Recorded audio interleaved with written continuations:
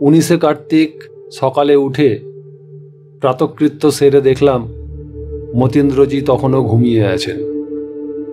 কত রাত্রে যে তাঁদের সৎসঙ্গ শেষ হয়েছিল আমার জানা নাই। শরীর আজ বেশ স্বাভাবিক বলে মনে হচ্ছে। লক্ষণ ভারতীজি কবিরাজ পণ্ডিতকে সঙ্গে নিয়ে সকাল 7টা নাগাদ আমার ঘরে এসে আজও কালকের মতো লতা পাতার রস খাওয়ালেন। বেলা 9টা নাগাদ গেলাম বৃষখাতে স্নান করতে। জল কনকনে ঠান্ডা, জাঁকিয়ে শীত পড়েছে। স্নান তর্পণ সেরে বেলা 10টা নাগাদ এসে দেখি দক্ষিণ তট হতে পরিক্রমাবাসীরা ফিরে এসেছেন। নাগাদের ভিড়ে হরনর্মদে ও সিঙ্গাডমরুর ধ্বনিতে সারা আশ্রম মুখরিত হয়ে উঠেছে। ভিড় ঠেলে কোনো মতে দোতলার ঘরে এসে চুপ করে বসে রইলাম। মতীন্দ্রজি নিচে নেমে কিছুক্ষণ পরে ফিরে এসে জানালেন প্রায় 50 জন নাগা নৌকাতে নর্মদা অতিক্রম করে মণ্ডলেশ্বর ফিরে গেছেন। 175 জন নাগা এখানে এসেছেন। হরিধাম হতে যে 43 জন নাগাকে সঙ্গে নিয়ে লক্ষণ ভারতীজি ভৃগুকচ্ছে এসে পৌঁছেছিলেন তাঁরা তো সঙ্গে আছেনই। এই নিয়ে মোট 225 জন নাগার ভিড়ে চারিদিক গমগম করছে। তাদের মধ্যে কেউ কেউ আপন মনে ভজন গাইছেন, কেউ স্তব পাঠ করছেন, কেউ বা আগুন জেলে বেদমন্ত্র পাঠ করতে করতে আহুতি অর্পণ করছেন। আমি নিচে নেমে প্রত্যেক ছাউনিতে ছাউনিতে ঢুকে নাগাদেরকে দর্শন করতে লাগলাম। মতীন্দ্রজিও আমার সঙ্গে পুনরায় নিচে নেমে ছাউনিতে ছাউনিতে ঘুরে ঘুরে সকলকে দেখাতে লাগলেন। 7 নম্বর ছাউনিতে একজন নাগাকে দেখে চমকে উঠলাম। প্রায় 6.5 ফুট লম্বা একজন দীর্ঘদেহী মহাত্মা ছাউনির বাইরে নির্নিমেষ লোচনে সূর্যের দিকে তাকিয়ে আছেন। আমাকে সেখান থেকে কিছু দূরে মতীন্দ্রজিকে টেনে নিয়ে গিয়ে চুপি চুপি জানালেন ইনি ত্রাটক সিদ্ধ মহাপুরুষ, নাম দীর্ঘাঙ্গী মহারাজ, আমাদের পরম গুরু চৈতন্য ভারতীজির শিষ্য। প্রধানত এঁরই চেষ্টায় গুরুজি গদিতে সমাসীন হতে পেরেছেন। ইনি বহু ভাষাবিদ। মতীন্দ্রজি আমাকে লঙ্গরখানায়, যেখানে লক্ষণ ভারতীজির তত্ত্বাবধানে এতগুলি নাগার ভোজ্য প্রস্তুত হচ্ছে, সেখানে নিয়ে যেতে চাইলেন, কিন্তু দীর্ঘাঙ্গী মহারাজকে ছেড়ে অন্য কোথাও যেতে ইচ্ছা হলো না। আমরা দাঁড়িয়ে দাঁড়িয়ে তাঁকেই দেখতে লাগলাম। প্রায় 12:30 নাগাদ তিনি সূর্যকে প্রণাম করে ছাউনির মধ্যে ঢুকলেন। মতীন্দ্রজির সঙ্গে গিয়ে তাকে আমরা দুজনেই প্রণাম করলাম। তিনি মৃদু হেসে একটি একতারা টেনে নিয়ে আপন মনে গান গাইতে লাগলেন। ফুলের সৌরভেতে জগৎ মেতেছে, যত ফুল তত মূল, সে ফুল কোথা থেকে এসেছে। যে ফুলে হয় জগৎ গঠন, করিলিনে সেই ফুলের যতন, প্রাণের ধ্বনি যে তাই মিশেছে। সে ফুল নয় সামান্য কথা, খুঁজলে পাবি প্রাণকে হোথা, লতায় পাতায় চাঁদ নেমেছে, ফুলের সৌরভে জগৎ মেতেছে। তিনি ঘুরিয়ে ফিরিয়ে 2-3 বার ধরে গানটি গাইলেন। গান শেষ হতেই তিনি আমাদের দিকে পিছন ফিরে বসলেন। মতীন্দ্রজি বললেন, এই হলো আমাদের চলে যাওয়ার ইঙ্গিত। আমি বললাম, দেখে মনে হচ্ছে এর পাঞ্জাবি শরীর, এর মুখে বাংলা গান শুনতে পাবো আশাই করতে পারিনি। ইনি বাংলা জানেন, এ বড় আশ্চর্য তো। উনি কোন ভাষা জানেন না? আমরা উভয়েই বাংলা ভাষাভাষী, তাই ওর মুখ দিয়ে বাংলা গান উচ্চারিত হলো। পাঞ্জাবি হলে গুরুমুখীতে, গুজরাটি হলে গুজরাটিতে, হিন্দিভাষী হলে হিন্দিতে, মাদ্রাজি হলে তামিল বা তেলেগুতে, ইংরেজি হলে ইংরেজি ভাষা এর মুখ হতে অনর্গল নির্গত হয়। একবার দেখেছি একদল ভিলকে ইনি ভিল ভাষায় গান শুনিয়ে স্তম্ভিত করে দিয়েছিলেন।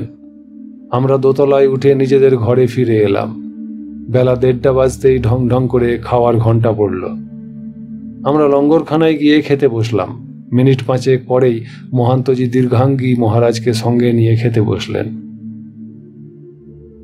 আমি খেতে খেতে দীর্ঘাঙ্গী মহারাজের গানের ভাষা, সেই ফুলের সৌরভে জগৎ মেতেছে গানটির ভাবার্থ বুঝবার চেষ্টা করলাম।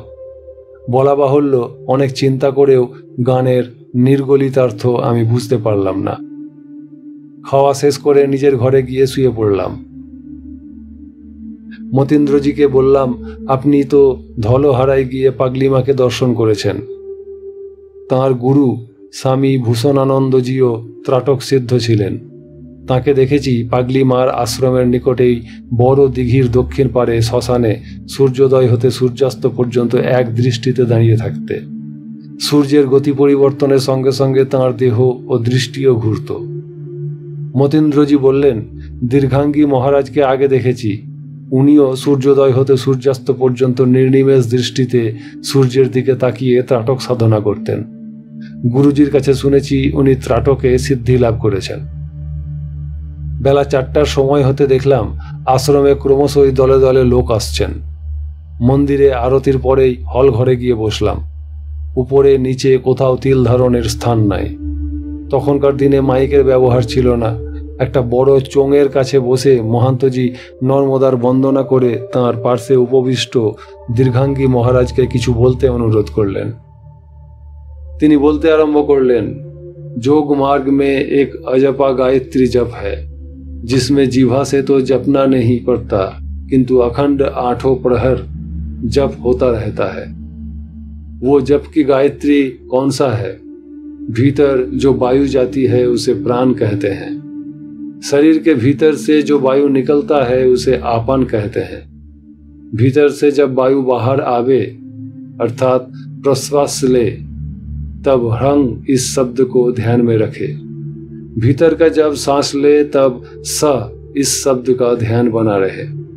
इस प्रकार सांस प्रश्वास पर हंग स इस मंत्र का जप तो स्वाभाविक होती है, केवल ध्यान की आवश्यकता है। इसलिए योग शास्त्र में कहा है, हकारेन बहिर्जाति सकारेन विषेत पुनः हंसते परमं मंत्रं जीवो जपति सर्वदा। अर्थात हकार से प्राणवायु बाहर जाती है, सकार से प्राणवायु भीतर आती है। हंसः इस परम मंत्र को जीव सर्वदा जपता ही रहता है। हंस को उलट दे तो वही सोहो हंग बन जाता है। चाहे हंसः जपो चाहे सोहो हंग, ये ओम या राम या रेवा रेवा जपो। भीतर प्राण जाए तो रे को जपो, बाहर आपन निकले तो बा को जपो। इस प्रकार रेवा महामंत्र को सर्वदा जपते रहो। जप तो होता रहता है, केवल सांस प्रश्वास पर चित्त को वृत्ति को स्थिर रखना है। प्रत्येक सांस प्रश्वास पर ध्यान बनाए रखना है। ये रेबा रेबा या जो भी द्वाक्षर मंत्र हो उसका सतत कीर्तन करना है। गीता में भगवान कहते हैं, सततं कीर्तयन्तो मांग जतन्तश्च दृढ़ व्रताः नमन्तश्च मांग भक्ता नित्ययुक्ता उपासते। अर्थात जो दृढ़ व्रत वाले साधक मेरा सतत निरंतर कीर्तन करता रहता है, मेरी प्राप्ति के हेतु प्रयत्न करते हुए मुझे नमस्कार कर रहे हैं, नित्य युक्त होकर मेरी उपासना करते हैं, वो मुझे ही प्राप्त होते हैं। सतत कीर्तन भजन के लिए उपासना करते हैं कि एक में ही समस्त चित्त की वृत्तियों के लगी रहे। एक खाप में 2 तलवारें नहीं रह सकती। तुम चाहे कि रेवा रेवा भी रटते रहो और संसार की सेवा में भी संलग्न रहे तो असंभव है। इसीलिए गोपिकाओं ने फिर से आए हुए भ्रमर से कहा था, ओरे भौरा, तू हमें मथुरा वाले चतुर्भुज विष्णु के पास ले जाना चाहता है। अरे हम वहां जाकर क्या करेंगे? हमें लौटना ही पड़ेगा, क्योंकि उनके वक्षस्थल पर तो सतत लक्ष्मी विराजमान रहती है। वो तो लक्ष्मी नारायण है, लक्ष्मी जी की है, गोपीजन वल्लभ तो नहीं। अतः रेवा तीर पर रहकर रेवा की ही होकर निरंतर रेवा रटते हुए जीवन के शेष समय को सार्थक करना, यही रेवा सेवन का, रेवा अर्चन का, रेवा परिक्रमा का तात्पर्य है। दीर्घांगी महाराजेर मर्मग्राही भाषण शेष हलो। भक्तबृंद प्रणाम आदि सेरे हर नर्मदे जयध्वनि दीते दीते चले गेलेन। কিছুক্ষণ বসে থেকে আমার নির্দিষ্ট ঘরে চলে গেলাম। মতীন্দ্রজি এখনো আসেননি। প্রদীপ জ্বলছে। আমি কমণ্ডলু হতে জল খেয়ে প্রদীপের আলোতে বসলাম ডায়েরি লিখতে। ঘণ্টাখানিক পরে রাত্রি প্রায় 10টায় মতীন্দ্রজি এসে ঘরে ঢুকলেন। এসেই তিনি বললেন, আজ মহান্তজির গদিতে প্রায় 7,000 টাকা প্রণামী পড়েছে। আজ 19 কার্তিক শুক্রবার। জগদ্ধাত্রী পূজা তো কাল দেখবেন। আরও বেশি প্রণামী পড়বে। আমি কোনো উত্তর না দেওয়ায় তিনি নীরবে বিছানা পেতে শুয়ে পড়লেন। আমি বসে বসে ডায়েরি লিখে চললাম। নিচে নাগাদের ছাউনির কাছে ঢং করে একটা ঘন্টার শব্দ হলো। তার মানে এখন রাত্রি 1টা। লেখা শেষ করে একবার বারান্দায় এসে দাঁড়ালাম। নিচে নাগাদের 7 নম্বর ছাউনির কাছ হতে হোমের সুগন্ধ ভেসে আসছে বলে মনে হলো। কান পাততে শুনতে পেলাম মৃদু যন্ত্রধ্বনি। কৌতূহল বশে আমি কম্বল মুড়ি দিয়ে নিচে নেমে এলাম ধীর পদক্ষেপে। আশ্রম বাড়ির নিচের তলার বারান্দার শেষ প্রান্তে দাঁড়িয়ে বুঝতে পারলাম দীর্ঘাঙ্গী মহারাজের ছাউনির ভেতরেই হোমাগ্নির আভাস স্পষ্ট হয়ে উঠেছে।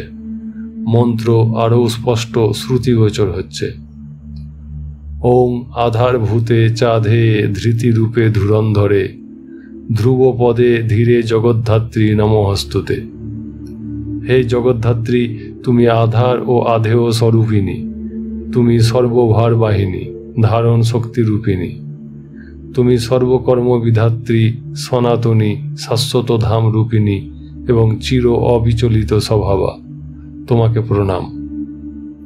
ওং পরমাণু স্বরূপে চ দনুকাদি স্বরূপিণী সূক্ষাতি সূক্ষাতি রূপে চ জগদ্ধাত্রী নমঃস্তুতে। হে জগদ্ধাত্রী, তুমি পরমাণু স্বরূপিণী এবং তুমি দ্বিতীয় তৃতীয় প্রভৃতি অনুরাশিতে মিলিতা দ্বানুকাদি স্বরূপা। তুমি সূক্ষ্ম হয়েও অতি সূক্ষ্ম রূপিণী, তোমাকে প্রণাম। মন্ত্রোচ্চারণ করেই শুনতে পেলাম তিনি জগদ্ধাত্রী মহাবীজ উচ্চারণ করে স্বাহা যোগে আহুতি দিলেন। কিছুক্ষণ চুপচাপ অধীর আগ্রহে উৎকর্ণ হয়ে দাঁড়িয়ে রইলাম। কিছুক্ষণ পরে আবার তাঁর কণ্ঠস্বর শুনতে পেলাম। তিনি বেশ কম্পিত কণ্ঠে উচ্চারণ করলেন, ওং অগম্য ধ্যান ধামস্থে মহাযোগী সে হৃৎপুরে অমেয় ভাব কুটস্থে নর্মদায়ে নমঃস্তুতে। অর্থাৎ মা নর্মদে, তুমি অগম্য লোকাধিষ্ঠিত চৈতন্য জ্যোতির্ময় ধাম নিবাসী মহাযোগীশ্বর মহাদেবের হৃদয়পুর নিহিত অসীম ও অতুলনীয় ভাবরাশির মধ্যে অধিষ্ঠিতা, অতর্ক অচিন্ত ভাবস্বরূপিণী, তোমাকে প্রণাম করি। মহাত্মার কান্নার শব্দ শুনতে পাচ্ছি। তিনি ফুঁপিয়ে ফুঁপিয়ে কাঁদছেন। তাঁর কান্নার করুণ সুরে আমার বুকের মধ্যটাও কেঁপে কেঁপে উঠছে। আমি আর দাঁড়ালাম না। পা টিপে টিপে দোতলায় উঠে এসে দোতলার শেষ প্রান্তে নিজের ঘরে ঢুকে শুয়ে পড়লাম। মতীন্দ্রজির টর্চটি নিয়ে টিপে দেখলাম রাত্রি তখন 2:30।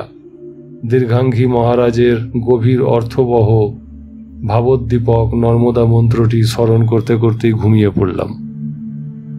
ঘুম ভাঙল সকালবেলায় প্রায় 8টায়। মতীন্দ্রজির বিছানা গুটানো আছে দেখলাম। তিনি উঠে বাইরে চলে গেছেন। বিছানা গুটিয়ে বারান্দায় এসে দাঁড়িয়েছি। দেখলাম মহান্তজি আমার কাছেই আসছেন। আমাকে জিজ্ঞাসা করলেন, বাবা, তোমার শরীর ঠিক আছে তো? আমি হ্যাঁ বলতেই তিনি বললেন, 2 দিন আগে জ্বর হয়েছিল তো, তাই ভাবনা। নাগারা দলে দলে নর্মদাতে স্নান করে এসেছেন। এখন যে যার নিত্যকার্যে ব্যাপৃত। মতীন্দ্রজি এখনও স্নান করেননি। তুমি তার সঙ্গে গিয়ে স্নান তর্পণাদি সেরে এসো। আমি প্রাতকৃত্যাদি সেরে মতীন্দ্রজির সঙ্গে নর্মদাতে গিয়ে স্নান তর্পণাদি করে এলাম। যাবার সময় এই লক্ষ্য করেছিলাম দীর্ঘাঙ্গী মহারাজ তাঁর ছাউনির সামনে দাঁড়িয়ে যথারীতি সূর্যের দিকে এক দৃষ্টিতে তাকিয়ে দাঁড়িয়ে আছেন। স্নান করে ফিরে এসেও দেখি তিনি একই অবস্থায় দণ্ডায়মান। বেলা 1টার সময় খাওয়ার ঘণ্টা পড়তেই আমি নাগাদের পংক্তিতে বসে খেয়ে নিলাম। খেয়ে উপরে উঠার সময় দেখলাম দীর্ঘাঙ্গী মহারাজের কোনো দিকে ভ্রুক্ষেপ নাই। তিনি সূর্যের দিকে তাকিয়ে দাঁড়িয়ে আছেন। কেবল স্নানের পূর্বে বা পরে যে অবস্থায় দাঁড়িয়েছিলেন সেই অবস্থা হতে তাঁর দৃষ্টিপথের সামান্য দিক পরিবর্তিত হয়েছে মাত্র। সূর্য ধীরে ধীরে ঢলে পড়ছেন পশ্চিম দিক চক্রবালে।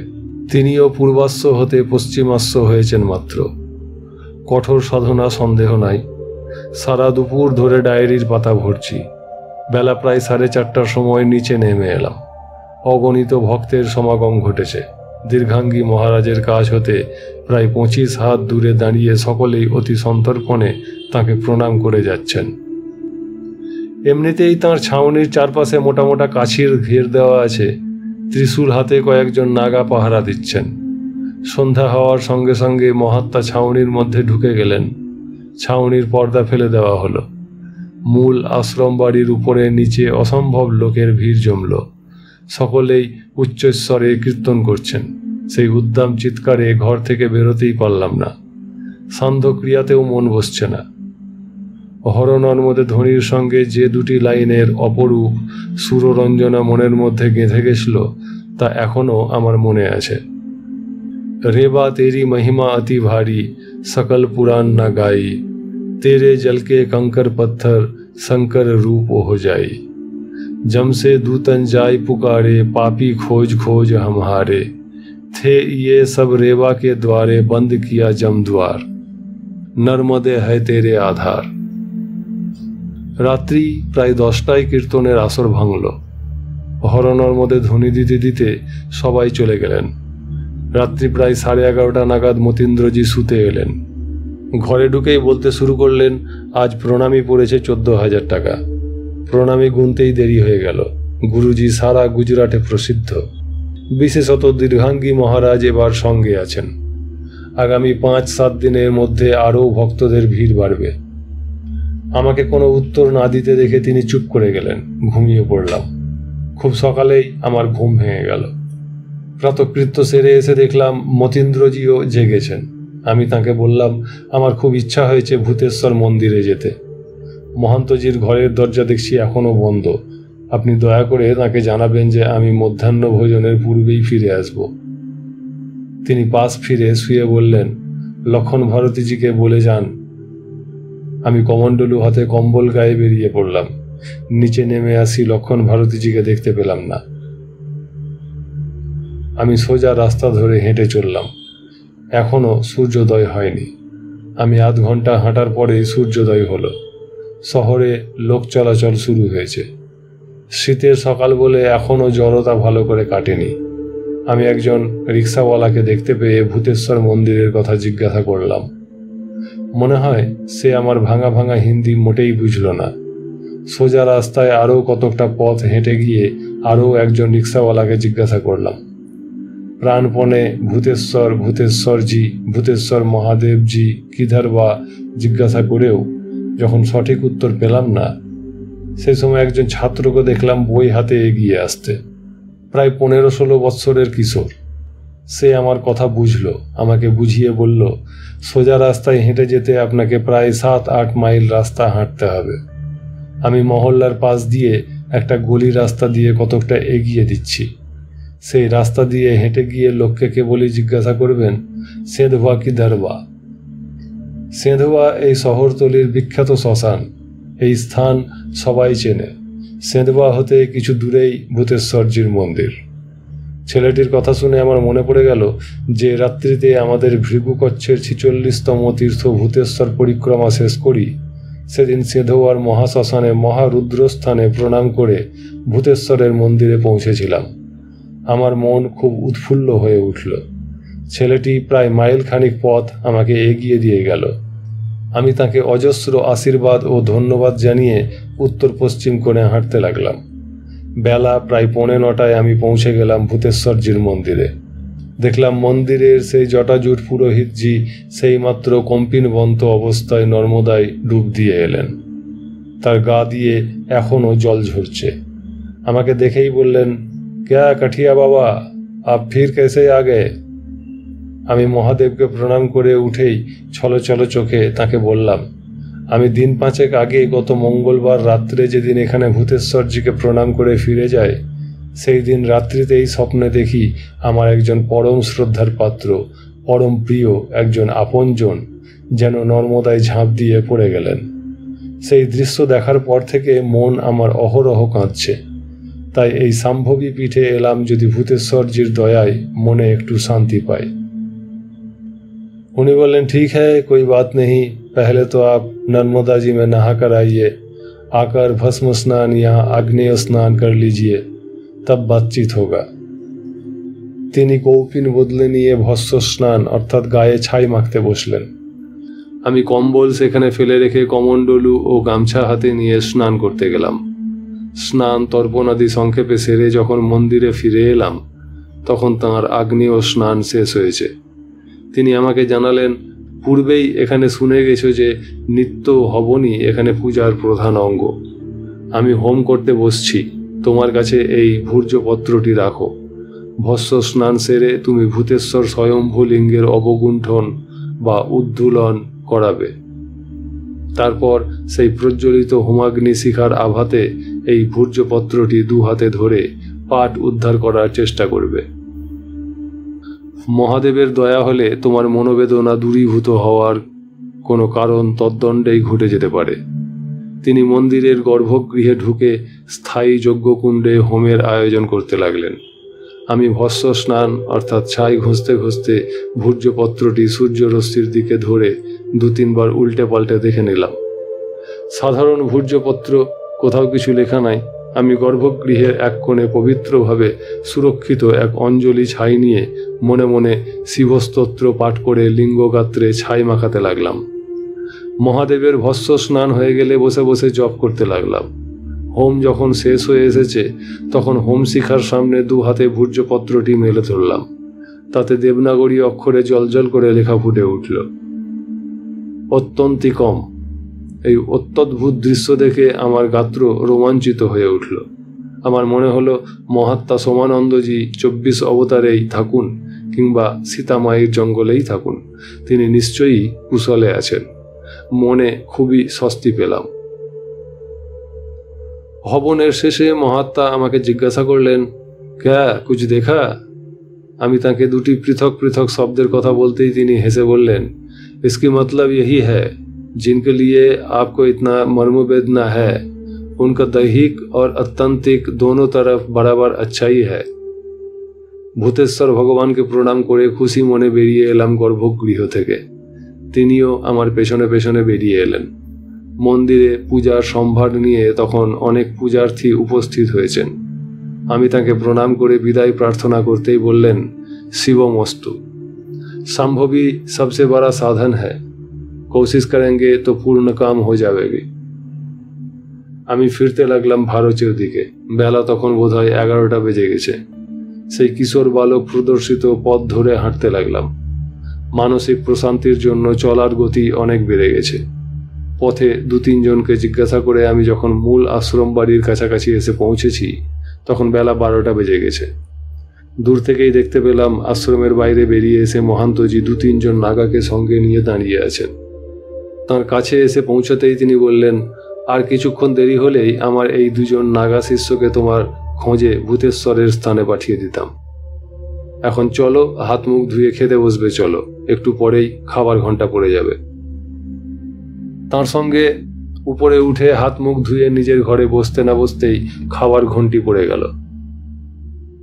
নিচে নেমে লঙ্গরখানার ছাউনিতে গিয়ে প্রথম দলের সঙ্গেই খেতে বসলাম। দীর্ঘাঙ্গী মহারাজকে সঙ্গে নিয়ে মহান্তজিও এসে খেতে বসলেন।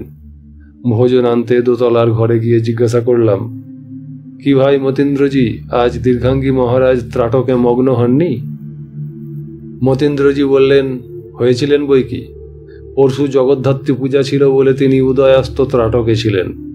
বিশেষ পর্বদিন ছাড়া অন্যান্য দিনে তাঁর ত্রাটকের কাজ তাড়াতাড়ি শেষ হয়ে যায়।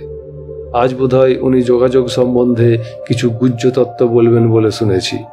আজও কাফি লোকের ভিড় হবে। কথা বলতে বলতে দুজনেই কিছুক্ষণের জন্য ঘুমিয়ে নিলাম। শীতকালের বেলা ছোট, তাড়াতাড়ি সন্ধ্যা হয়ে যায়। সন্ধ্যা হতেই আরতি শেষ করা হলো। দলে দলে কাতারে কাতারে লোক এসেছেন দীর্ঘাঙ্গীজির ভাষণ শুনতে। মহান্তজি নর্মদা স্তোত্র পাঠ করার পরেই সামনের সারিতে উপবিষ্ট একদল পণ্ডিতের মুখপাত্র হিসাবে একজন পণ্ডিতজি প্রশ্ন করলেন, শাস্ত্রের নিয়মানুসারে কিরকম কৃত্যের অনুষ্ঠান করতে করতে দেহ রক্ষা করতে হয়, সজ্ঞানে দেহরক্ষারই বা কৌশল কি, পূর্বকালে কিভাবে বৈদিক ঋষিরা দেহ রক্ষা করতেন, সে সম্বন্ধে কিছু সংকেত আমাদের দিবেন কি? প্রশ্ন শুনে দীর্ঘাঙ্গী মহারাজ মৃদু হেসে বলতে লাগলেন, সজ্ঞানে দেহরক্ষার বাঁধা ধরা কোনো নিয়ম নাই। সারা জীবন ধরে যাঁরা অপূর্ব নিষ্ঠার সঙ্গে সাধনা করে থাকেন, মহাদেবের কৃপা হলে তাঁদের পক্ষেই সজ্ঞানে দেহ রক্ষা করা সম্ভব হয়। নতুবা নয়। বিভিন্ন যোনি ও জীবন ভ্রমণ করতে করতে যে ভাগ্যবানের অদৃষ্টে শিব কৃপা বা গুরু কৃপা লাভ হয়, সেই পারে কর্ম শেষ হলে এই খেলাঘর ভেঙে যেতে। দেহ রক্ষার প্রকার ও পদ্ধতি সম্পূর্ণ নির্ভর করে গুরুর উপর। গুরুগত প্রাণ ভক্ত যেহেতু সদৈব গুরুপ্রেমে মশগুল থাকেন, তাই তাঁর পক্ষেই সম্ভব হয় কাল ও নিয়তির কারাগার ভেঙে যেতে। আমার কথাটি আপনারা ভালো করে লক্ষ্য করবেন। আমি বলছি গুরুগত প্রাণতার কথা। কেবল গুরুর প্রতি অনুগত হলেই কেল্লা ফতে হবে না। পূর্ব যুগেই কি, এই যুগেই বা কি, যে কোনো পরমার্থবিদ, তিনি যোগী হন কিংবা গৃহস্থাশ্রমেই থাকুন, তিনি যখন বাহ্য ও অভ্যন্তরিক অথবা অন্যান্য অরিষ্ট বা মৃত্যু লক্ষণ দেখে তাঁর মৃত্যুকাল আসন্ন হয়েছে আভাস পান, তখন তিনি তাঁর চিরভ্যস্ত জীবনধারার অনুসারী, নির্ভয়, সুপ্রসন্ন মনা, জিতেন্দ্রীয়, স্বধর্ম নিরত, ক্ষমাবান এবং সর্বভূতে হিতে রত থেকে বিধিপূর্বক নিজ সংস্কারানুযায়ী পুত্র বা শিষ্যকে স্বকীয় বিদ্যা ও মন্ত্র প্রদানপূর্বক বিদ্বজ্জন পরিবেষ্টিত কোনো পুণ্যতীর্থে বা সূচিপ্রদেশে গিয়ে আশ্রয় গ্রহণ করবেন।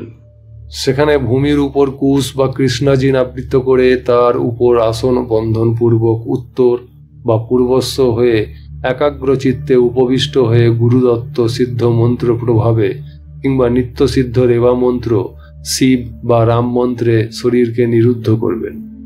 মহর্ষি যাজ্ঞবল্ক্য গার্গীকে এ বিষয়ে যে উপদেশ দিয়েছিলেন, তাই হলো সার কথা, শেষ কথা। তিনি বলেছিলেন, নবদ্বারাণি সংযম্য গার্গস্মিন ব্রহ্মণপুরে উন্নিদ্র হৃদয়াম্ভোজে প্রাণায়ামে প্রবোধিতে বোমনি তস্মিন প্রভারূপে নিরূপে সর্বকারণে মনোবৃত্তিং সুসংযম্য পরমাত্মনি পণ্ডিতঃ মূর্ধাধায়ত্তনঃ প্রাণং ভ্রুবর মধ্যে তদানঘে কারণে পরমানন্দে অস্থিত যোগধারণং অমিত্যেকাক্ষরং ব্রহ্মবাহরণ সুসমাহিতা শরীরং সন্তজেদ বিদ্যান যোগে নৈবাত্য দর্শনং তদেব সংস্মরেদ্য বিদ্যান তজেন্তন্তে কলেবরং তং তমেবেত্তাস্য ভাবামিতি ব্রহ্মবিদবিদঃ তঞ্চৈব যোগমাস্থায় ধায়ান্নাত্মানমাত্মানি জ্ঞাননৈব সহৈতন নিত্যকর্মাণি কুর্বতঃ নিবৃত্ত ফল সঙ্গস্য মুক্তি গার্গী করে স্থিতা। হে গার্গী, সমাধি অভ্যাসের জন্য প্রথমত এই ব্রহ্মপুর শরীরস্থ নবদ্বার রুদ্ধ করবে, পরে অন্ত প্রাণায়াম দ্বারা হৃৎপদ্ম বিকশিত করবে। ওই হৃৎপদ্ম মধ্যে যে শূন্যস্থান, ছিদ্র আছে, তদভ্যন্তরে নিরাকার সর্বকারণ স্বরূপ পরমাত্মার জ্যোতি বিরাজিত। তাতে মনোবৃত্তির সুসংযম করে ওই প্রাণজ্যোতিকে ঊর্ধ্বে মূর্ধা প্রদেশে উঠিয়ে ভ্রুদ্বয়ের মধ্যে তাকে ধারণ করবে।